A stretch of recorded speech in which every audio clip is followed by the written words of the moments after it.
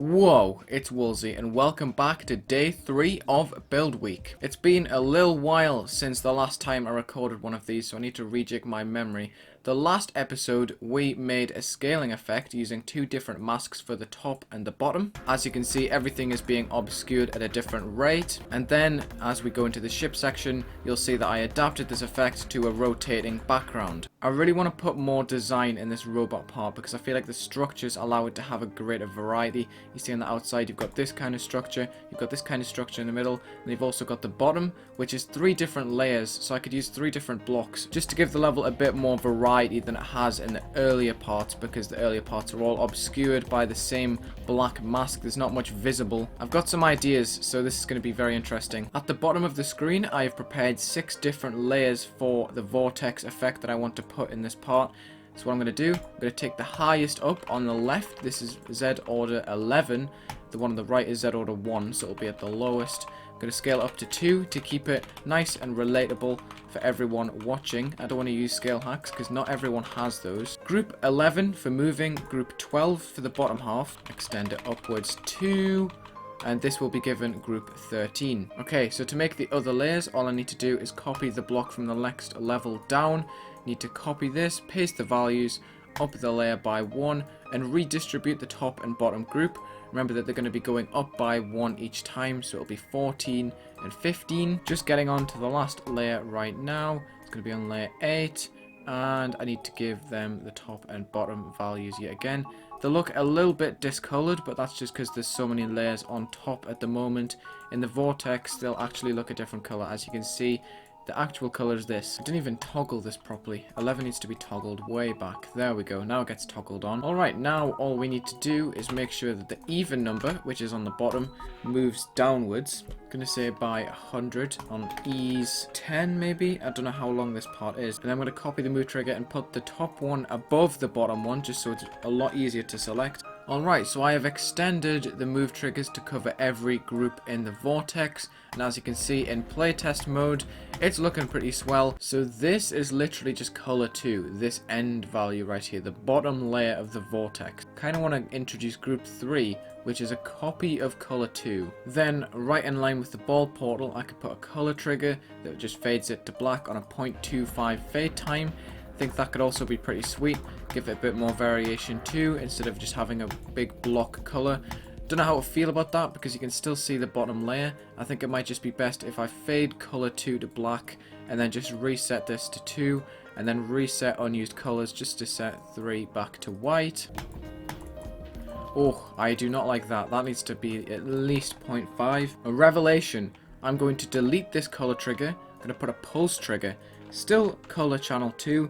It's going to fade out for about 0.5, hold it for about 0.5, and then after 5 seconds it's going to fade back to its original color, which I just need to go and copy the values of right there. I can copy paste these. I can flip them around so the bottom layer moves first, and then I can start to move them in 5-second move time.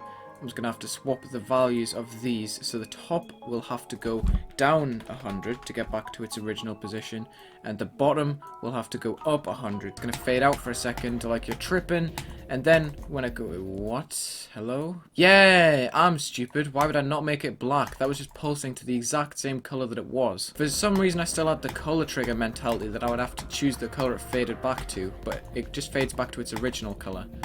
There we go. And it's moving back in. Oh, look at that. That's actually pretty cool. If I adjust the move times on it, fade out. Whoa, you're tripping. Then here it comes. Oh, that was dead. And there you have an effect already. Bang. It's probably like 2 minutes into the video and I've already made an effect. I'm such a pro. Alright, I want to make a pattern in this wave using exponential in-out movement. Going to be on a 1 second move time, moving down 45 pixels, so basically the very edge of this boundary, and then I'm going to copy this, move it about 1 second to the right, and these are just going to move back up in 2.5 seconds on ease in out, moving back to their original place. And then I'm going to playtest this just to make sure that the bottom is all good before I format the top. Oh, I do not like the look of that one bit. What if I just flip the bottom and move it to the right by 2? Let's see how that goes. Yeah, I can do that twice. Gonna change the last movement to a bounce. I think that's more appropriate.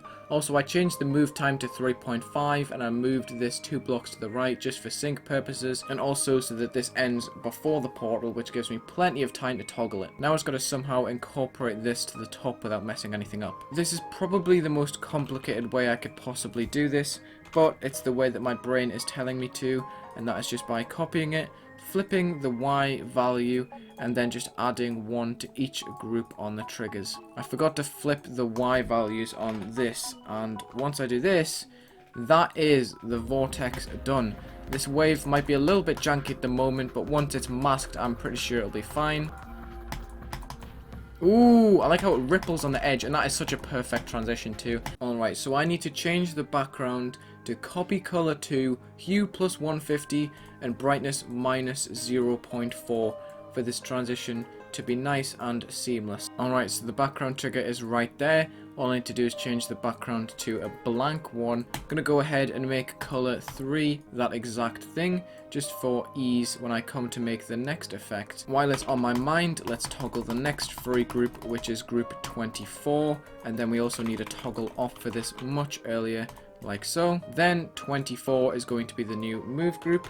Kind of wasting groups by having a new move group every part. It's just a lot cleaner when I'm coming to make this building series. We are going to start off with a block here and a block here, and we are just going to rotate these and make a nice little circle. Alright, the circle is done. I'm just building the frameworks for the mask around the outside.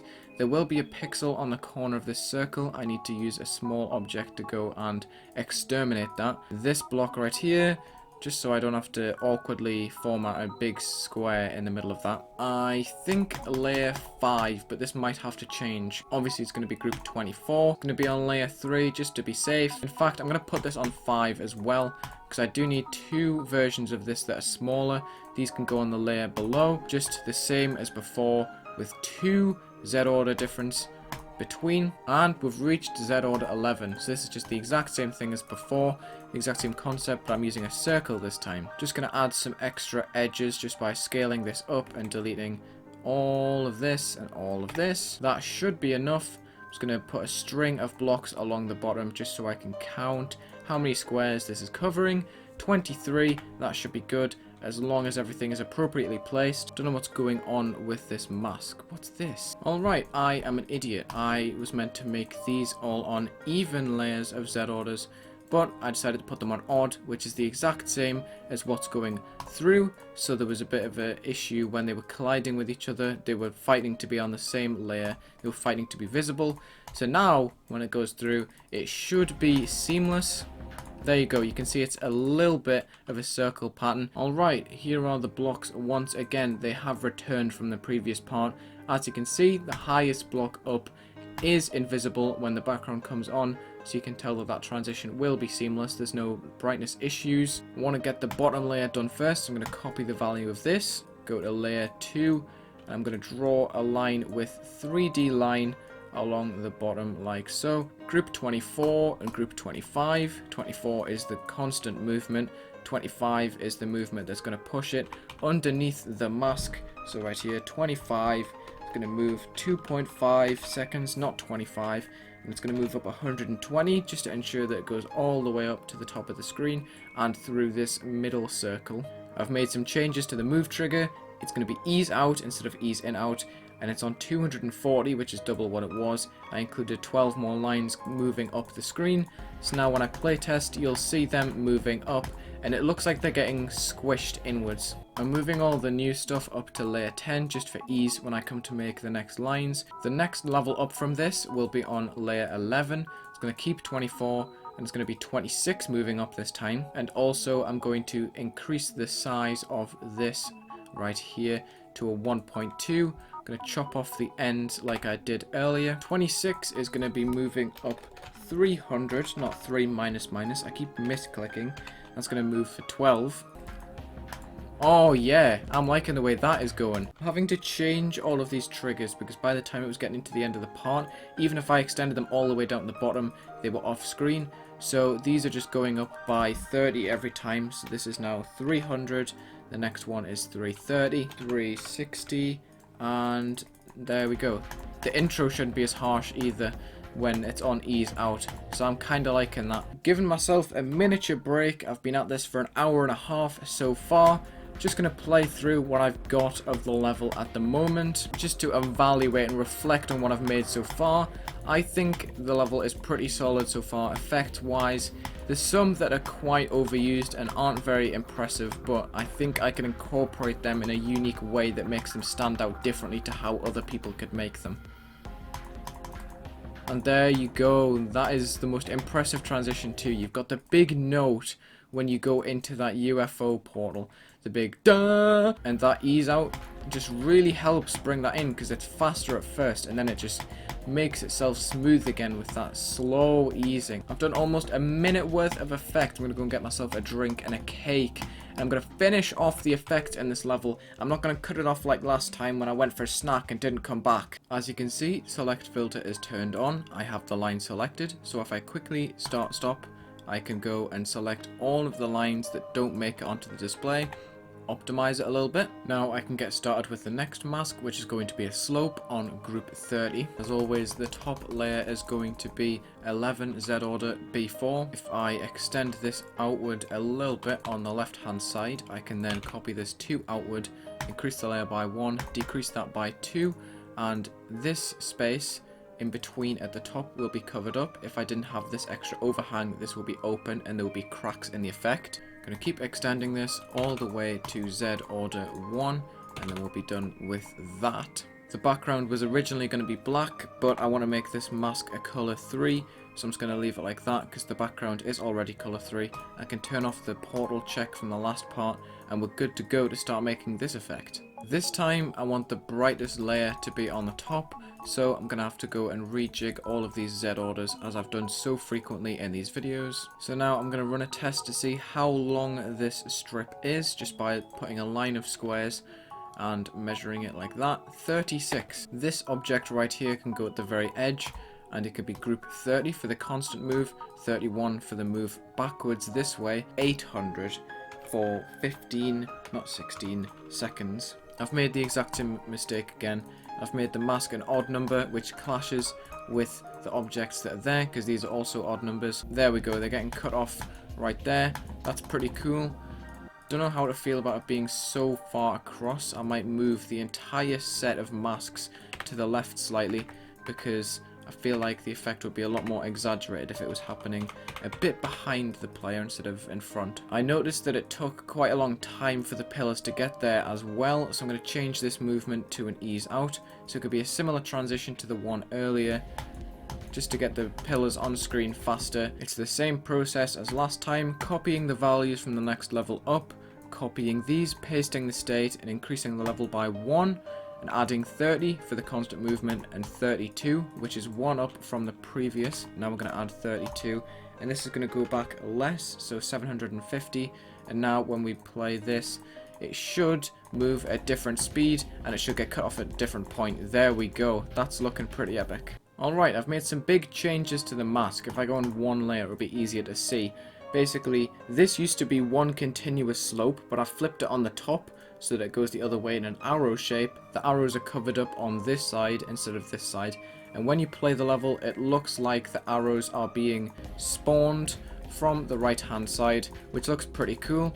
I think it'll look a lot better when the different layers are added in. That is the ropiest jump I have ever made. I don't know how I lived that. Alright, the move triggers are set out for each layer. There's 5 layers and there's 50 difference between each of the X movements. Now all I gotta do is copy the values from these squares, scroll along, find this, copy, paste the values, move the layer up to the next, and add 30 and 34. This value is +1 every time. And now this should be a working effect, and that should be the last one in the level.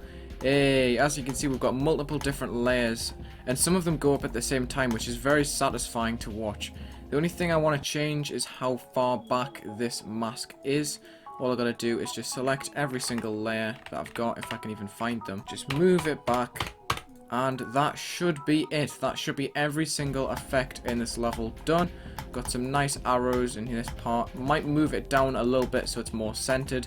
It seems fine actually. And there it is. Trippy in all its effect glory. I think I am finished with the effects in this level.